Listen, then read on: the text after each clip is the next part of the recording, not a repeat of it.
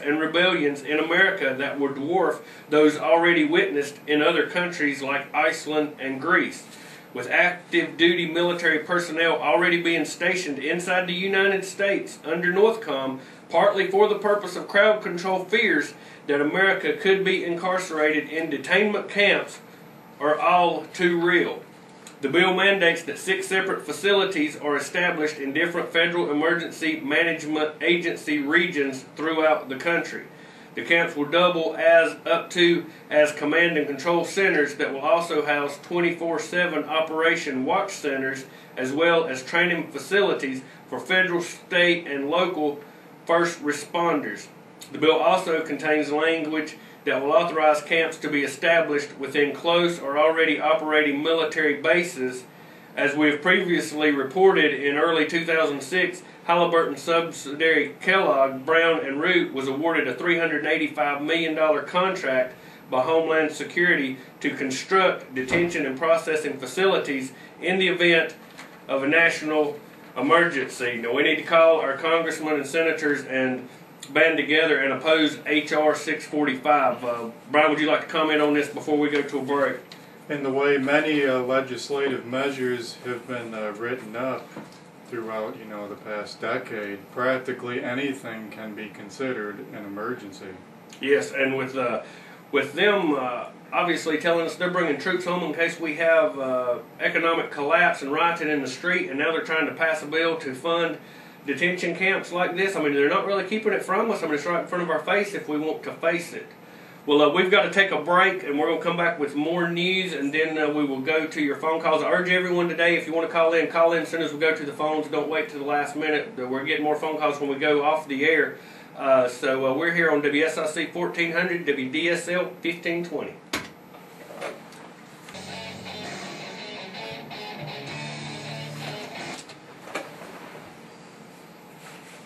All right, we're back on the real news. Merrill Lynch's chief economists were already in a depression. Merrill Lynch's chief economist for North America, David Rosenberg, writes in an economic commentary entitled "Some Inconvenient Truths" that we are probably already in a depression. Mr. Rosenberg states, "As for depressions, there is no official definition, except to say that they have existed in the past. There were no fewer than 4 in the 19th century, 1 in the 20th century, and we are very likely enduring another one today. And as I have previously written, just like it took many months for the officials and talking heads to admit that we were in a recession, and the fact has been for a long time, it will take a while before the government admits that we are already in a depression." It took them 13 months to admit it was in a recession. Everybody around here that goes anywhere, shops, in business, knew long before the government admitted to it, though. This is something we've been covering here on the Real News for quite some time, the genetic manipulation of organisms, particularly in our food supply, genetic engineering, primarily by Monsanto, which I have stated is the most evil company on earth. Amen. We need to do more on this subject, too. And this is actually something I just found this morning, and I encourage everyone to go to your computer, go to something called Google, and you can search for any of this information. You have no excuses, people. Genetically engineered sugar beets hit stores in 2008. American Crystal, a large Minnesota-based sugar company, and several other leading U.S. sugar providers announced they will be sourcing their sugar from genetically engineered sugar beets arriving in stores in 2008. Like genetically engineered corn and soy, products containing genetically engineered sugar will not be labeled as such. Since half of the granulated sugar in the U.S. comes from sugar beets, a move towards biotech beets marks a dramatic alteration in the U.S. food supply. These sugars, along with genetically engineered corn and soy, are found in many conventional food products, so consumers will be exposed to genetically engineered ingredients just about every non-organic multiple ingredient product they purchase. The genetically engineered sugar beet is designed to withstand strong doses of Monsanto's controversial broad-spectrum Roundup herbicide. Studies indicate farmers planting Roundup-ready corn and soy spray large amount of the herbicide, contaminating both soil and water, and you don't have to be a scientist to realize the plant is in fact absorbing this and you are eating it. Farmers planting genetically engineered sugar beets are told they may be able to apply the herbicide up to 5 times per year.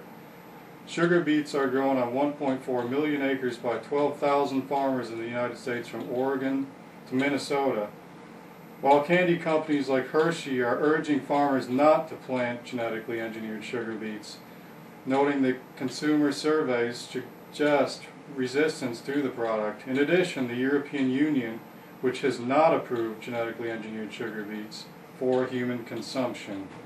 Well, the evidence is overwhelming if you look into it. Mice fed genetically modified foods develop cancers. They are sterile.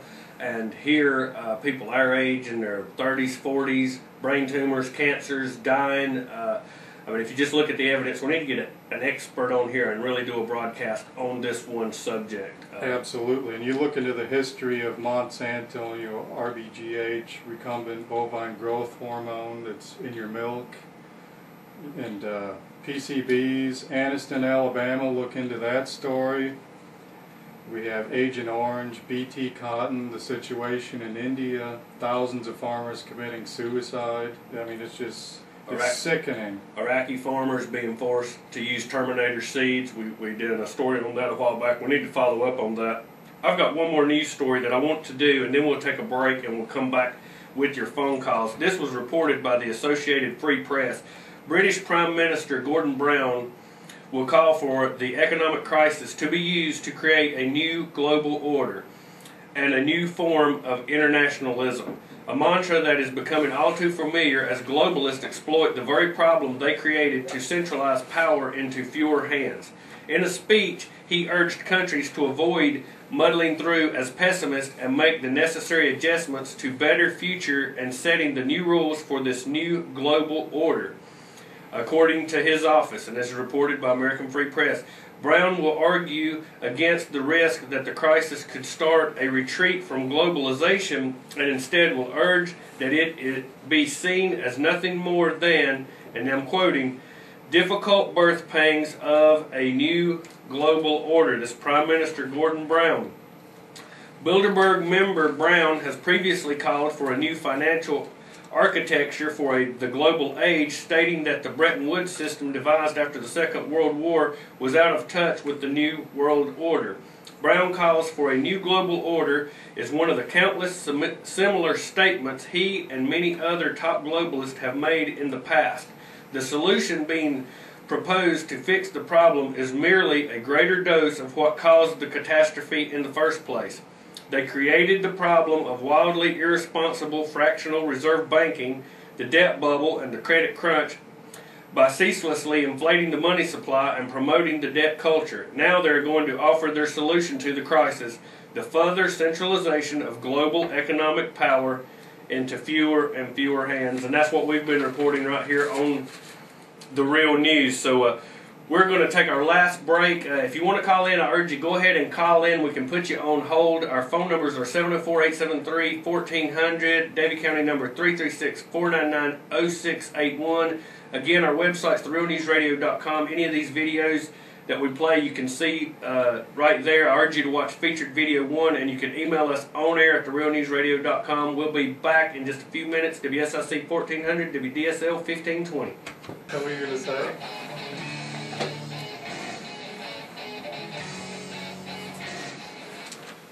All right, we're back on the fastest hour in radio on The Real News. We're going to go to our phones. Hey, you're on The Real News today. Hello? Hey, are you with me, sir? Aaron, I'd like to say hey to you guys, and I'd also like to ask Mr. Bevins if he would please extend our program and give us another hour. Then I'd like to comment on the economic stimulus package. I've been operating a business for 18 years now, and the last thing that I do when times are hard is spend more money. I spend the money necessary to create more growth, but I don't